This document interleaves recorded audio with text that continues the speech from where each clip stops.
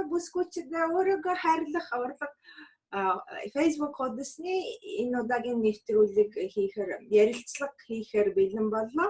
Та нарын өмнөх видео ярилцлага дээр та нарын сэтгэлдлийг уншихад дараагийн удаад өсвөр насны хүүхдийн хүмүүжлийн тухай ярьж өгнө үү гэд 2-3 хүн тэгж бичсэн. Тийм учраас энэ удаад өсвөр насны охтууд, оюутан охтуудад хүний хөгжлийн сургагч багш, арт терапист Байгалмааг урьсан. За Байгалмаа өөрийгөө сайхан танилцуулна уу? За баярлалаа Зэна. Видео ярилцлаганд урьсан их баярлалаа. За намайг Байгалмаа гэдэг. Сүүлийн үед охид эмэгтэйчүүдэд чиглэсэн хувь хүний хөгжлийн сургалтуудыг хийж байгаа. Охид эмэгтэйчүүдийн тухай ингээд сургалт хийгээд явахаар яалтчгүй өсвөр насны хүүхдүүдтэй бас холбогдож ирж байгаа.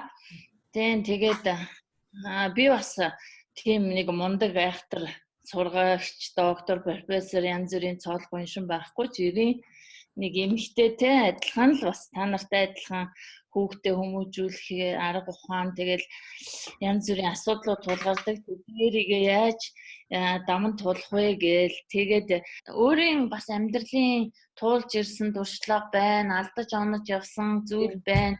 Тэр гатын гарц арга зам маань байна. Дээрэс нь хүүхдүүдэд хүмүүжүүлсэн ажлын туршлага байна.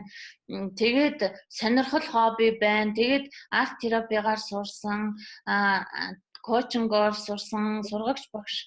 Тэр ингээд сүүлийн миний хувь хүний хөгжил тал руугаа энэ чиглэлээр нэлээд тууштай суралцаж өөрийгөө хөгжүүлж байгаа. Өөрийнхөө бас сонирхол хобби багшлах, хүнд зааж зөвлөх дуртай. Тэгээд тэрнийг үндэслээд одоо үйл ажиллагаанууд маань яг ямар учиртай юм бэ гэхээр нэгдүгээр залуучууд охтууд тэгээд өсвөр насны хүүхдүүдийг ирээдүйд нь өөрийн итгэлтэй болгох өөрийнхөө одоо зорилго мөрөөдөл рүүгээ зөв замаар алхах одоо зорилгоо зөв тодорхойлоход тусалдаг. Энэ нь болохоор мэдээж эрэг ганцаарчлсан зөвлөгөө сургалтууд коучинг тийм мотивац өгсөн зорилгын тодорхойлуулсан янз бүрийн бэрхшээлтэй зүйлийн цааш нь явуулах чиглэлээр ингээд сургалтууд хийдгээ. Энэ одоо сүүлийн жишээнээс авч үзэх юм бол цагийн менежмент, тоошлуулах зуршил залуучууд хүүхдүүд гэлтгүй бид нар ч гэсэн ажиллаа амжихгүй хоошин тавиад л за маргааш гэдэг нөгөө манай маргааш дуустдаггүй ертөнцийн маргааш дуустдаггүй учраас ажиллаа аягүй хоошин тавьдаг цагийн менежмент байхгүй байдаг. Энэ чиглэсэн сургалт хийсэн. Хоёрдугаарт сөрөг итгэл үнэмшил аягүй их байгаад байдаг нийгэмд. Одоо залуу хүүхдүүд бүр өсвөр насны хүүхдүүд дандаа өөрийгөө голдог. Би тарган, би сурлага муутай, миний амьдрал тааруу, манайх ядууч гэдэг юм уу миний хувцс мууч гэдэг юм уу. Ингээд өөрийгөө дандаа доош нь хийждэг ийм хандлагууд байдаг. Энийг яаж эерэг болгох вэ гэдэг дээр сургалт тасгал техникүүд хийсэн. Тэгээ сүүлд нь одоо маргааш нөгөө эцэг эхчүүдэд зориулсан сургалт хийх гэж байгаа. Цэцэг сүрэн гээд манай нэг зөвлөх сургагч багш байдаг. Тэр бид хоёрын хамтарсан одоо ээж аауд нь хүүхдүүдтэйгээ яаж санал шүүмжийг зөвөр эргээр хүргэх вэ гэсэн сургалт хийх гэж байгаа. Тэгээд сүүлийн үеийн хийж байгаа үйл ажиллагаа минь ийм чиглэлтэй арт терапи буюу одоо сургаалт зөвлөгөө ганцаарчсан мэдээлэл багцууд тийм сургалтуудыг хүргэдэг. Тэгээд энэ зорилтууд бүлэг маань ерөнхийдөө охид эмэгтэйчүүд, залуучууд, оюутнууд гэхдээ энэ зорилтууд бүлгийн маань өмнө бас өсвөр насны онцлог байдаг учраас өсвөр насныханд зориулсан сургалтуудыг бас сүүлийн үед нэмж явуулж байгаа л да. Магадгүй заавал охид эмэгтэйчүүд биш ч гэсэн манай найз хэлжсэн охтууд бити тэгээд хөвгүүд хоцроод байна штэ гэд. Тэгээд хөвгүүд маань хоцрогдоод байна. Хөвгүүд хичээл номондоо дургу ингээд шилжилтийн насны дээр асуудалтай байна гэд. Тэгээд би тэр найзынхаа хүүгийн сургууль дээр нь эцэг эхийн зөвлөлтөд нь ярьж байгаад бас энэ яг саяны ярьснараа нөгөө ээж аавуудад нэг сургалт, хүүхдүүдэд нэг сургалт зохион байгуулахаар болсон. Би чамтай анх танилцж байхад чи нэг ингэжсэн штэ те. Олон хүмүүсүүдээс хувийн ингээд ярилцлага аваад те нөгөө амьдралд нь тохиолдож байгаа асуудал, бэрхшээлүүдийн тухай чи бүр нэг бүчлэн хүмүүстэй уулзаж ингэж нэг судалгаа хийсэн дээ тий? Санаж байна уу? Тийм. Тэр судалгаа маань октод руу ер нь чиглэсэн байсан юм. Октодтой уулзаад ерөнхийдөө одоо саяны ярьсан яг сургалтуудын багц маань тэр судалгаанаас л гарсан цагийн зорилго тий. Ягаад гэвэл тэр голцоо тэр ярилцлага интервью хийгээд явж байгаа октод залуучууд оюутнууд маань ерөөсөө тэр одоо миний яг фокуслаад байгаа тэр зүйлүүд дээр замбраагүй байсан ажиглагдсан байхгүй юу. Тэгээд судалгааны үндсэн дээр сургалтын хөтөлбөрийг гаргасан. Одоо хийгээд байгаа сургалтуудын чиглэл маань тэр ярилцлагын судалгааны үндсэн. За тэгээд өсвөр насны хүүхдүүдийн одоо жишээлбэл Монгол одоо нэг хүмүүс хэлдэг штэ ялангуяа гадаадад байдаг хүмүүс хүүхдүүдээ Монгол заншлаар нь хүмүүжүүлвэл ер нь ийм энэ барууны соёлын одоо энэ нийгмийн асуудлуудад манай хүүхдүүд тусахгүй гэсэн нэг тиймэрхүү хандлага байдаг. Гэтэл Монголд ч гэсэн өсвөр насны хүүхдүүдийн нийтлэг асуудал бэрхшээл бас байгаа тийм үү. Тэгээд ээж аав нар тэрнийг ойлгох тал дээр жоохон дэлгэрэнгүй яг хүүхдүүд талаас юу гэж тэрнийг мэдэрдэг вэ тий? Тэрнийг жоохон яриад баярлалаа. Тэр одоо тавьж байгаа асуултын хувьд бол ерөнхийдөө хүүхдүүдийн насны онцлог дээр эдрээтэй болж ирдэг. Хүүхдүүд нь уур уцаартай бол ойлгомжгүй болдог тий. Дууга ураадаг, хаалттай болдог, сурлагандаа мууддаг, зан характер нь өөрчлөлт ордог тий. Энэ дээр бол цэвэр эцэг эхийн харилцааны асуудал байж байгаа. Яагаад эцэг эхийн харилцааны асуудал байдаг вэ гэхээр яг хуу манай монголчууд бүр одоо дээр үеэс одоо бол цаг үе өөрчлөгдөж байна. Дээр үеэс зарим бүгд биш л дээ. Гэхдээ ер нь түгээмэл байсан гэдг нь хүүхдүүдэд айгүй их дардж хүмүүжүүлдэг байсан юм уу гэж бодож байгаа. Яагаад гэвэл чи чадахгүй наадах чинь чиний хийдэг ажил биш. Чи яах гэсэн бэ боль те. Наатахаа оролдохын оронд өөр хичээл намаа хийж гэдэг юм уу дуртай ямыг хийлэгдгүү хаадаг боодог тэгээд дарж хүмүүжүүлдэг байсан юм уу. Тэгэж их дарагдсан хүүхдүүд уран зориггүй болдог юм шиг байгаа. Яагаад гэвэл чи чадахгүй чиний хийдэг ажил биш чамаас бусд нь бараг наатах чи хийн чам шиг юм яаж чаддсан бэ гэдэг ч юм уу тиймэрхүү юм ингээл хэлэх тохиолдолд дараачихын ямыг ээж авдаа ярих тийм сонирхолгүй болно. Яагаад гэвэл тэрийг болохоор нөгөө ээж аав минь намайг унтраагаад дандаа ингэдэм юм чинь ахаад хэлчихээр ахаал унтраач болов гэсэн тийм айдастай болно гэж үзсэн. Тэгэхээр цэвэр ер нь эцэг эхийн харилцааны асуудал эцэг эх яагаад хүүхдтэйгээ тиймэрхүү байдлаар харилцаж ирснээс болоод хүүхдийн бас зан характер өөрчлөгдөж байгаа байх гэж үзэж байгаа л да. Бид бага насны хүүхдийг бодоход жоохон томроод ирэхээр өөрийн гэсэн үзэл бодолтой болно шүү дээ. Өөрийн гэсэн үзэл бодолтой болохоор нь тэрийг хувь хүн байна өөр тухайн хүндэтгэлтэй харьцах хэрэгтэй байтал нөгөө өөрснийхөө хүчийг шууд өөрснийхөө хүсэл бодлыг тулгадаг өөрийнх нь саналыг асуудаггүй байдал тий манай түгээмэл байгаа. Ерөнхийдөө гадаад орнуудад бол хамгийн наад захын жишээ ресторанд ингээд гэр бүлээрээ орж сууж хахад жоохон балчир жижигхэн хүүхэд байхад тэрнээс чи юу идэх вэ өөрөө хоолныхоо захиалгыг өгөөрэй айгүй хүлээгээд тэрийг шийдэх хүлээж авах жишээний яг манай нөхцөлд бол за энэ юу ч яад энийг идгээд иддэг хоолыг өмнөөс нь сонгодог ч юм уу энэ ямар юм өмссөн ч яад юм бүх нэлийн тэсэд хэдэн жил өмсчихэн болвол энийг авч өмсгий гэж хувцсны сонголтын ээж аавд нь өөрснөө хийдэг. Одоо тэгээд энэ хувь хүний нөгөө шийдвэрийг хүндэтгэхгүй байгаа байдлаас үүдэлтэй хүүхдүүдийн ааш нь хөдөлж одоо намайг тийм яхаараа надаас асуухгүйгээр ийм шийдвэр гаргадаг билээ гэдэг тийм гонсгор байдал үүсдэг байж магадгүй. Тэгээд тийм байдлаас болоод ууралдаг, уцаарладаг, авсан зүйлийн юу яадгүй хүлэн зөвшөөрдгүү интерес үүдээд ээж аавныхаараа чи дандаа тэгчидэг ингээд ийм маш энгийн хялбараар шийдэж болохоор ийм айгүй энгийн харилцаанууд дээр маш нүсэр болгож энэ хүүхдийн айстай нь олдохоо боллоо гэдэг байдлаар хандаад байгаа байх гэдэг энэ одоо сургалтуудын явцад ажиглагдсан Тэгээ асуудал байгаа маа тий.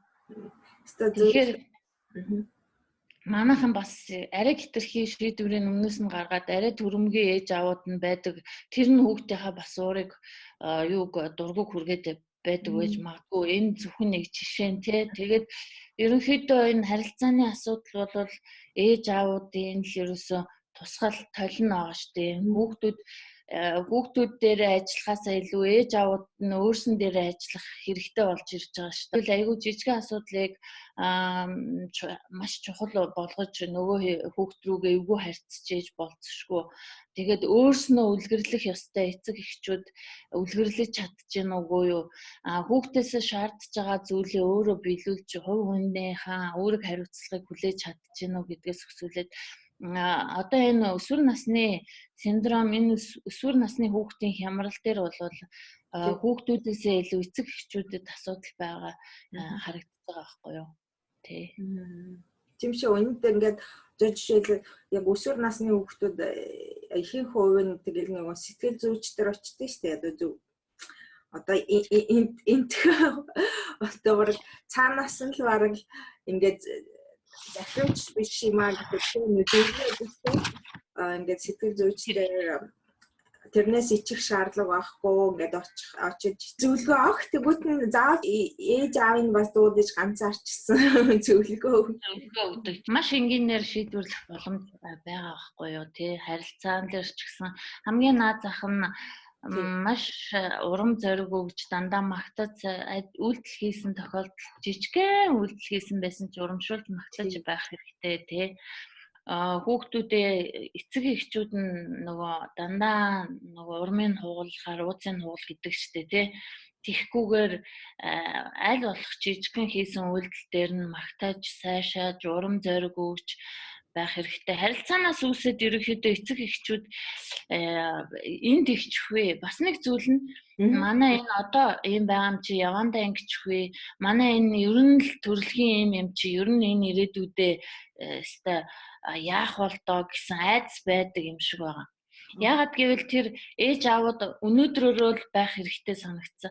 Ирээдүйд их олон юмд санаа зовоод их олон юм ургуулсан бодоод тэрийг сөргөөр ингээд төсөөлөд бий болгоод айдсаараа тэр хүүхдтэй тэр өөрийнхөө дотор байгаа айцыг тулгааж харьцахаар тэр хүүхэд эцэг эхчүүдийн хооронд хана үүсдэг юм байна гэж дүгнэж байгаа. Яагаад гэвэл тэр айдас бол зөвхөн ээж аавын айдас штэ. Тэр хүүхэд бол зүгээр байгаа. Тэр хүүхэд яг өнөөдрөөрөө болохгүй байна. Болж байгаа зүйл нь байгаа тий. Сурлага хичээл дээр янз бүр байгаа. Өөрийнх нь дуртай хичээл юу байна гэдгийг анзаарах хэрэгтэй. Дуртай хичээлийг хөгжүүлж, дургу гацж байгаа хичээл дээр нь одоо ямар нэгэн байдлаар багш авдаг ч юм уу, гүнзгийрүүлж давтлага юмд явуулдаг ч юм уу дэмжих хэрэгтэй. Тэгэхгүйгээр өөрөө энэ юм юмдаа муу юм чин гэсэн өөрийнх нь айдас байж байгаа байхгүй ээжүүдийн.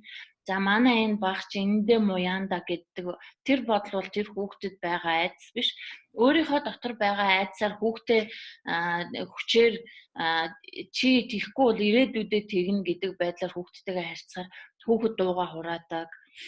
Тэгээд ээжтэйгээ юмаа яриахаа болж ирдэг, хана үүсдэг энэ жишээ татаж хэлэхэд ийм байдлаас болоод ингээд өрөөндөө ороод таг болдог ч юм уу ийм зүйлүүд ажиглагддаг.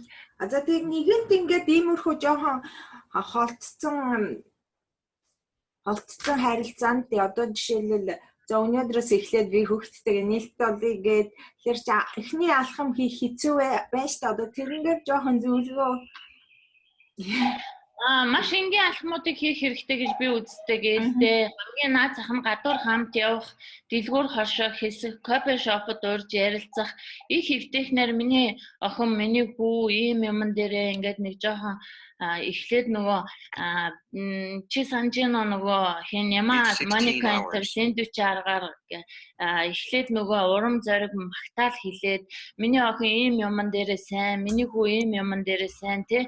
Энэ дээр чи амжилттай спорт урлагч ч юм уу хичээл ч юм уу сайн юмыг хэлж аваад дараа нь болохгүй байгаа юмыг хэлээд те энэ дээр хичээж ажиллаарай тэгхэм ээж нь ер нь аав нь дандаа л үргэлж чиний талд те чамайг мууч байсан сайн ч байсан чиний талд Одоо тэгээд би энэ аргыг бас бага охин дээрээ туршиж үзсэн. Айгу үр дүнтэй юм байлээ.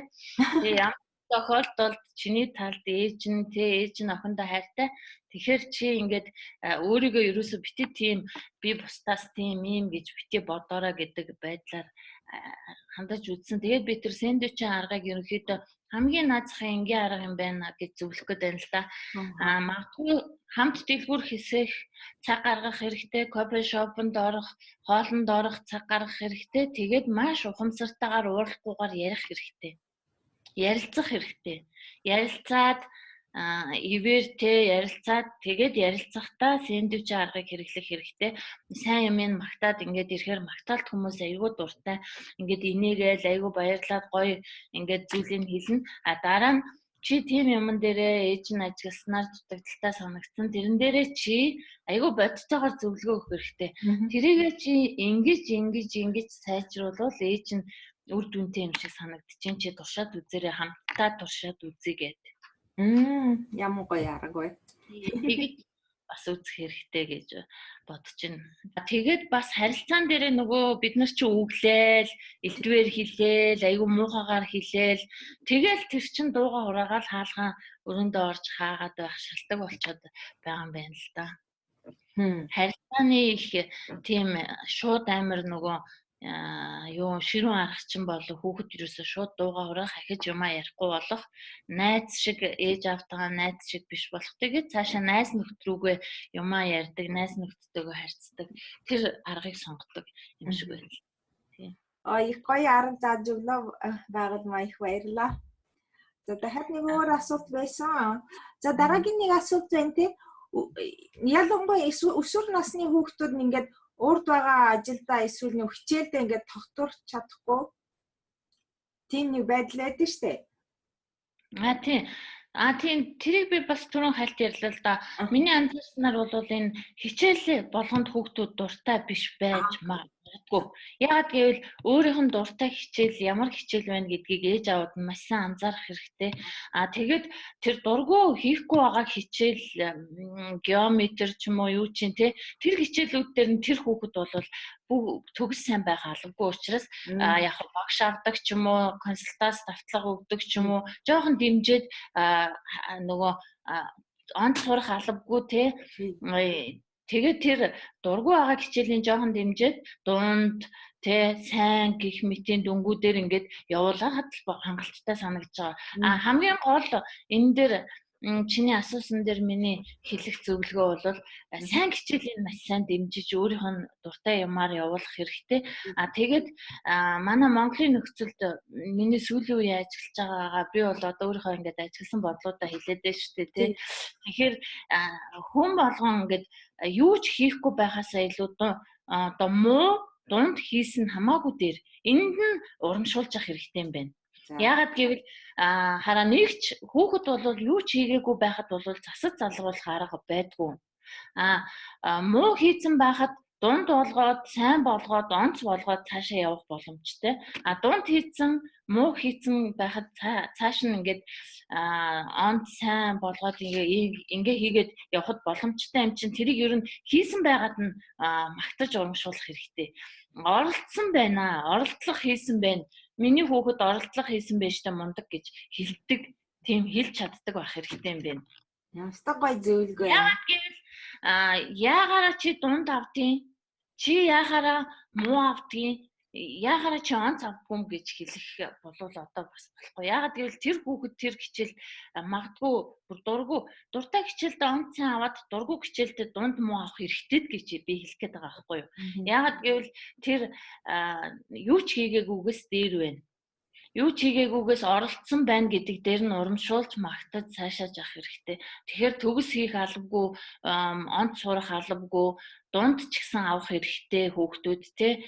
Тэгэхээр тэр оролцсон амжилт болж амжилтын үндэс болох магадлалтай байна. Стоо гоё юм. Баярлалаа. Би бас хүүхдүүдээ өөрийнхөө хүүхдүүдээр нэлээд буруу хүмүүжүүлсэн юм шиг. Яг бүх зүйлд онц төгс байх албагүй гэдгийг л ээж аваад мэдэх хэрэгтэй. Зарим тохиолдолд мууч авч болно, дундаж авч болно. Тэрийгээ цааш нь сайжруулахад амархан оролцсон байна. Миний хүү сайн байна гэж хэлж сурах хэрэгтэй юм байна.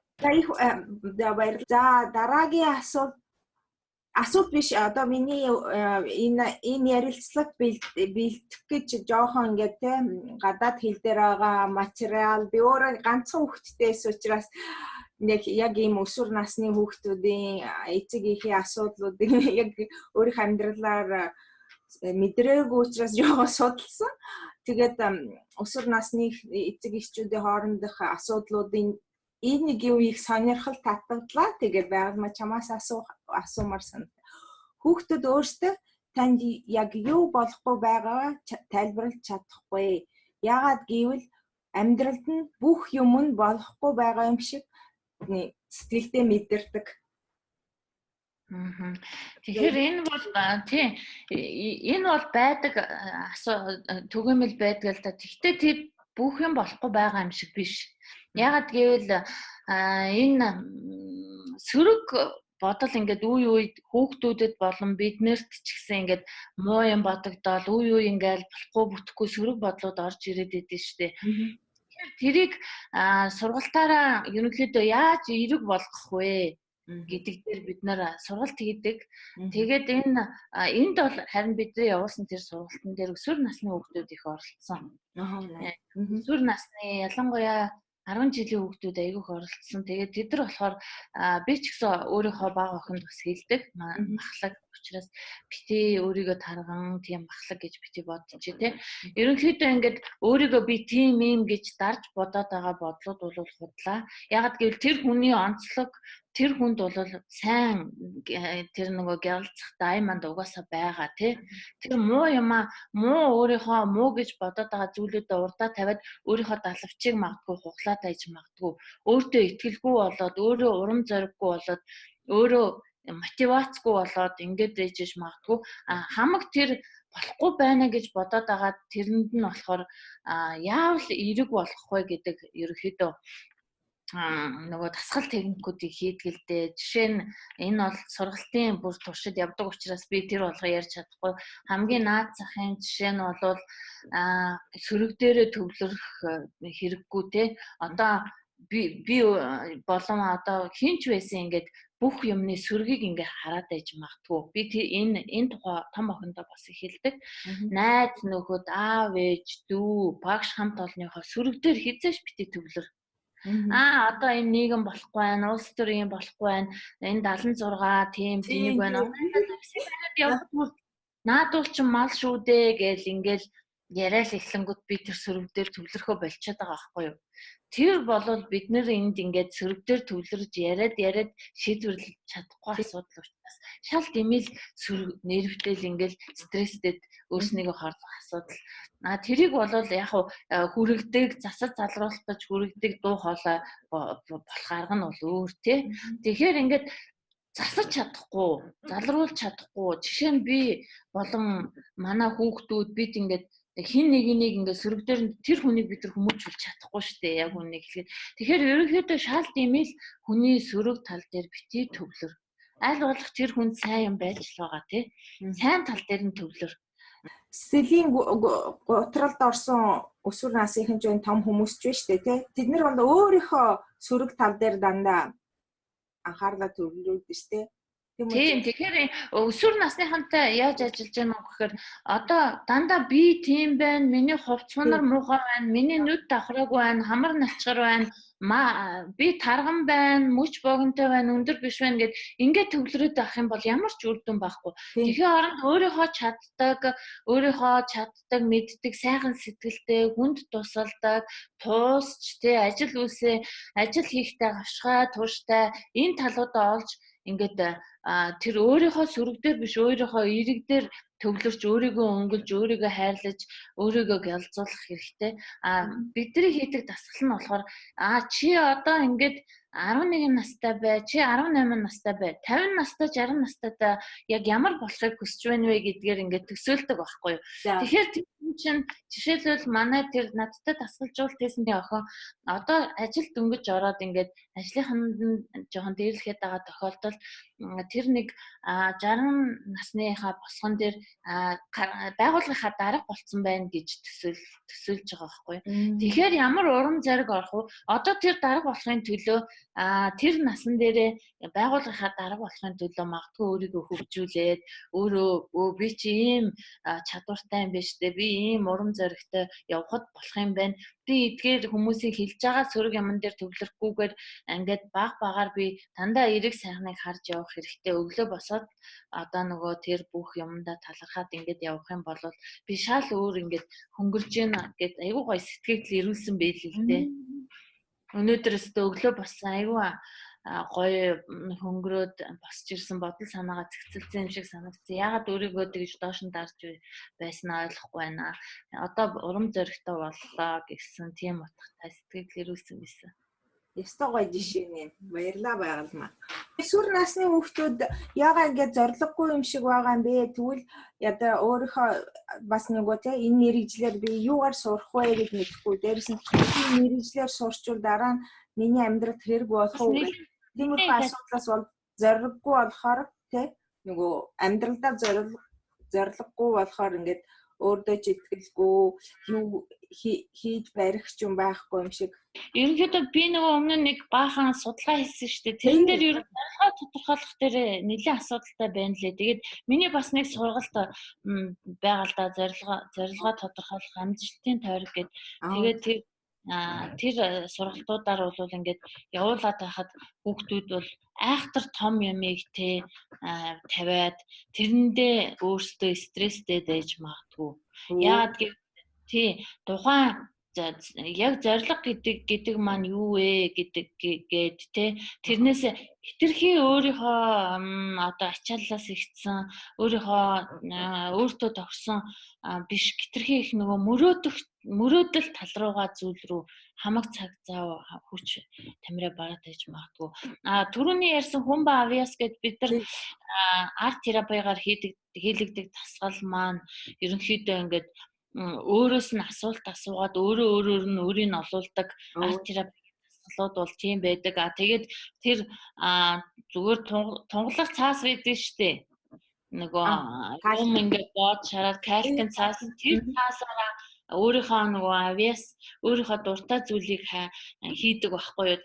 Тэрүүгээр юм хийж явах явцдаа тэр хүн өөрийнхөө ямар авиастай гэдгийг мэдэрдэг. Тэгээд асуултууд ингээд асуугаад байхаар өөрөө би өстэй юм дуртай юм байна. Энэ дуртай юмаа би сүүлийн үед нөгөө цаг завгүй өөр юм руу ясараад ингээд яг өөрийнхөө онцлог өөрийнхөө хийх дуртай юмыг алдагдуулсан байна ч гэдэг юм уу тий. Тэрэн дээрээсээ ингээд авиасаа олж илрүүлдэг ийм дасгалууд байдгийг. Арт терапигийн дасгалууд бол ерөнхийдөө дандаа бүтээл хийж явах явцад нь ингээд асуулт асуугаал тухайн хүнийг өөрийн нь дал тухамсардаа ч юм уу тэр байгаа юмаа ингээд ярилцсаар агаад би өстэй нэрээ яг тэгсэн байж тэгээд яг гипноз шиг тийм байна тий. Тэгтээ тэр их яг л байгаа нөхцөл байдлынхаа л юмыг гаргаж ирдэг. За ёстой охинтойгоо ярилцъя гэд пэйж ажиллуулж байгаа. Дээрээс нь ээж охтын нандаа харилцаа гэд групп ажиллуулдаг. Тэгээ миний өөрийн Facebook профайл дээр юмнуудаа явуулдаг. Тэгээд чатаар орж ирээд хүмүүс үйлчлүүлэгчтэйгээ ажиллаж байгаа тал байгаа хажуу. Сүр насны хүүхдийн хүмүүжлийн талаар тий өөрийн амьдралын туршлага хүүхдийн хүмүүжил дээр гаргасан өчүүхэн зөвлөгөөгөө өгсөн. Тэгээд одоо би дүгнэлт тий ерөнхийдөө базаад нэг өөрийнхөө хэмжээнд зөвлөмж өгье гэж бодож байна. Хүүхдүүдийнхаа ингээд онцлогийг маш сайн харах хэрэгтэй. Ялангуяа тэр түрүүн би ярьсан ямар хичээл дээрээ сайн байна, тэрэн дээр нь хөгжүүлээд муу хичээл дээр нь аль болох дэмжих хэрэгтэй. Энэ бас бидний сургалтын агуулгад байдаг. Тэгээд хүмүүс бие биендээ их сайн туслах хэрэгтэй. Ялангуяа одоо энэ ээжүүд аавууд манай хүүхэд ингэж байна, манай хүүхдэд ийм асуудал бэрхшээл байна гэд ингээд түгээмэл ярьдаг шүү дээ. Тэгтэл тэр хүн өөрөө ээж аавууд нь өөрөө бусдад туслах хэрэгтэй. Одоо бусдад аль болох өгөөмөр хандах хэрэгтэй. Бусдад тусалснараа бусдад сайн зүйлсийг түгээснээрээ магадгүй энэ хүүхдэд тулгарч байгаа гэр бүлд нь байгаа жижигхэн алхамж гэсэн одоо сайн бас үр дүнтэй байх магадлалтай юм байна гэж би бас бодсон. Тэгээд тэр яагаад ээж аав үр хүүхдүүдийн хооронд хана үсэд байна? Цаана тэр өсвөр насны хүүхдүүдийн ямар хэрэгцээ байна гэдгийг маш сайн судлах шаардлагатай.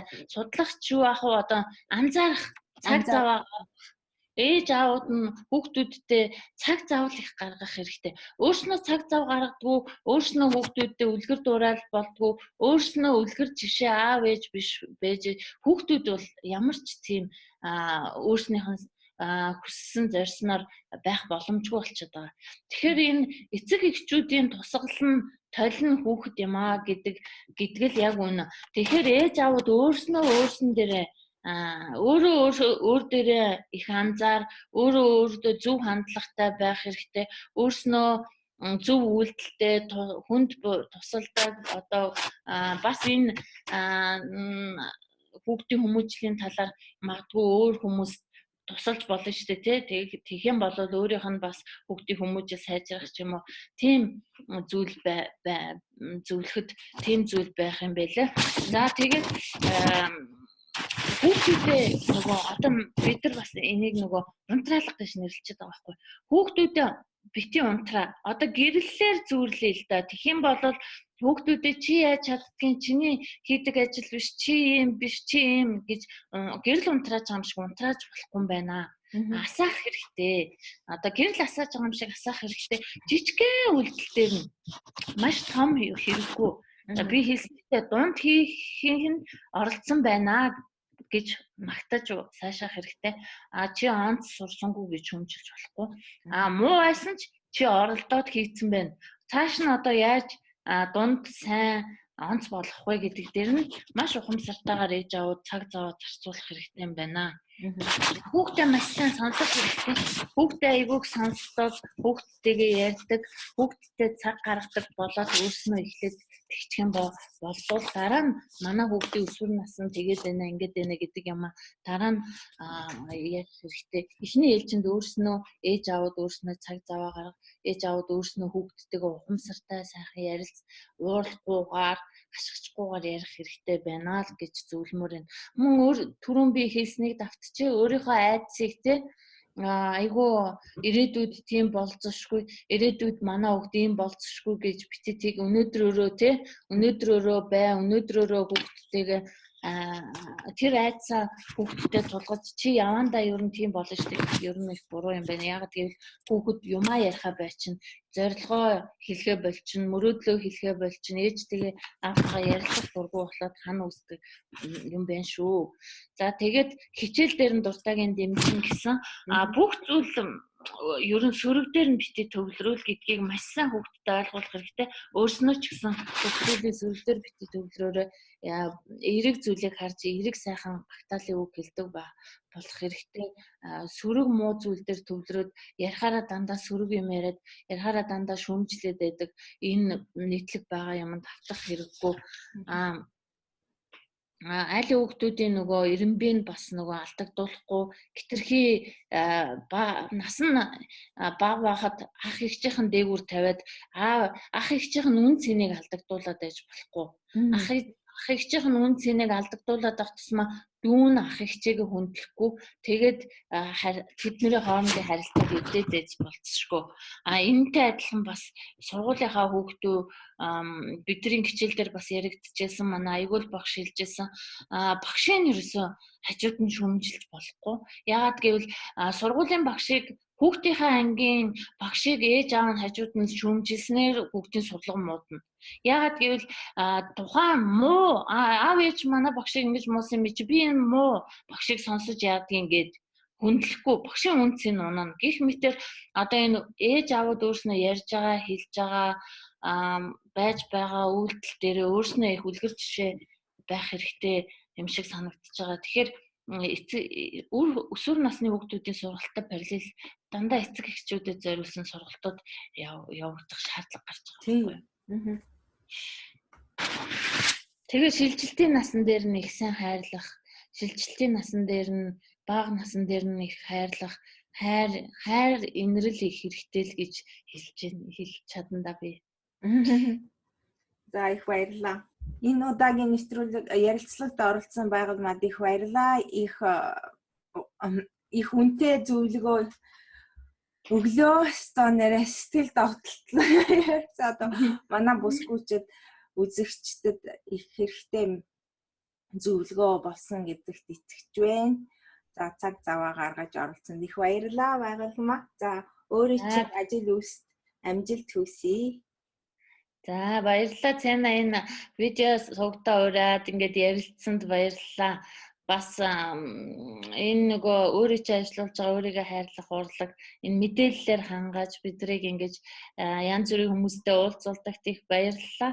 Тий айгүй хэрэгтэй гой мэдээлэл хүлээж авдаг шүү. Тэгээд өөрийнхөө ажиллаж байгаа хийж байгаа үйл ажиллагаанаас өчүүгэн ч гэсэн олон хүмүүст хүрэхэд нэмэр болсонд бас их баярлалаа тий. Тэгээд видео суугаар дамжуулаад ийм сургалтууд явдсан байна гэд бас мэдээлэл авсан баг. Хувь хүний хөгжлийн чиглэлээр олон сайхан зүйл хийхийг хүсэл эрмэлзэлтэй байгаа. Хэрэгтэй мэдээлэл хүмүүст хүргэж байгаа сайхан үйл ажиллагаанд чинь амжилт хүсье. За их баярлалаа. За бүсгүүчид энэ удаагийн ярилцлагыг дуусгая. Дараагийн ярилцлага хүлтэр баяртай. Та нар дараагийн ярилцлагад ямар сэдвээр ярихыг санал бодлоо хуваалцаарай. За баяртай бүсгүүчид. За баяртай. За баяртай.